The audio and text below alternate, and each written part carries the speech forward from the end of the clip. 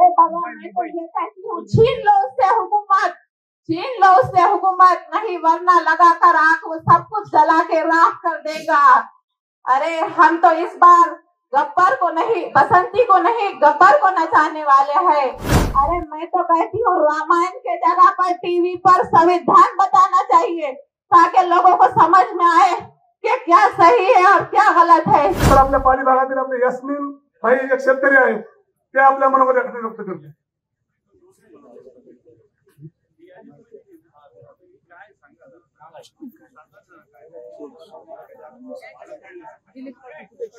अस्सलाम वालेकुम, जय हिंद, जय महाराष्ट्र।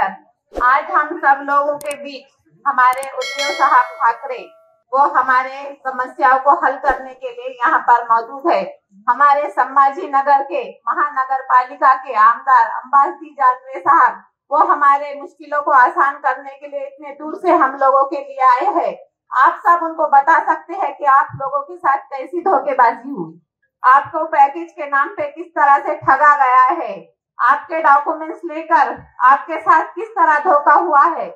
नेता वो नहीं होता है कि जो लोगों को विश्वास दिलाए, आस दिलाए, उम्मीद दिलाए, बल्कि नेता वो होता है जो लोगों का भरोसा जीते, विश्वास जीते।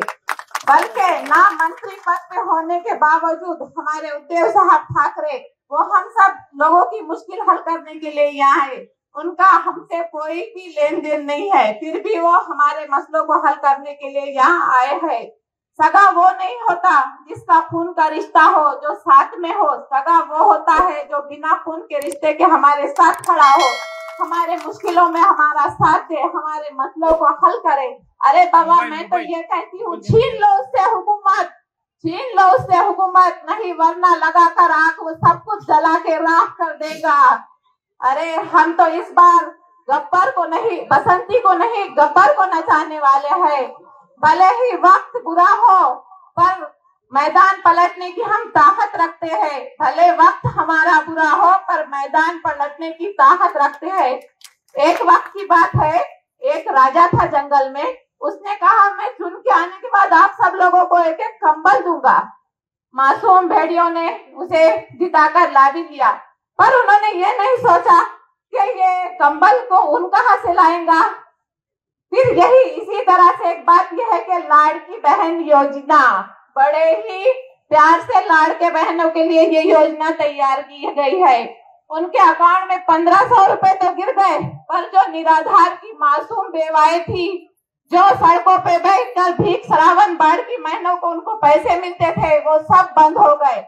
पैसे वाली बहनों का तो पार्लर का खर्चा निकल गया, पर भाई का जो राशन 5000 का था वो 5000 पे से 10,000 पर आ गया। फिर किस तरह की हुकूमत है ये? कौन सी ऐसा देश है जहाँ पर किताबों पर जीएसटी लगा है?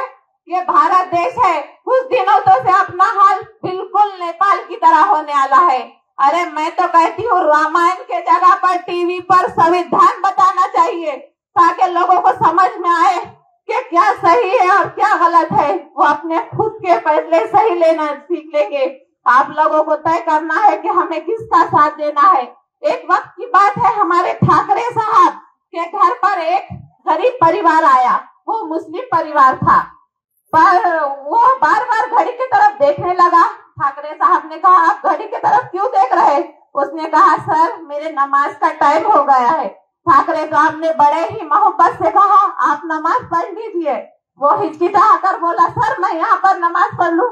उसने कहा बिल्कुल आप पढ़िए, मुझे आपके धर्म से कोई लेना देना नहीं है। मुझे तो नफरत है उन लोगों से जो हमारे बीच में भेदभाव करते हैं, हमारे बीच में नफरत पैदा करते हैं। उनके ही लाडले उद्धव साहब है जो हम लोगों के बीच की नफरत को दूर करने के लिए आए हैं। आप लोग ऐसा नेता चुनिए जो हम लोग का साथ दे, हमारे साथ खड़े, हमारी मुश्किलों में हमारा साथ दे। आप अपनी अपनी मुश्किलें उनको दिल खोलकर बता सकते हैं। आपके मुश्किलों को वो हल करने वाले हैं, आपके मुसीबतों को वो दूर करने वाले हैं। इतना चंद अल्फाज कहकर मैं अपने बातें खत्म करती हूँ। जय हिंद, जय महाराष्ट्र।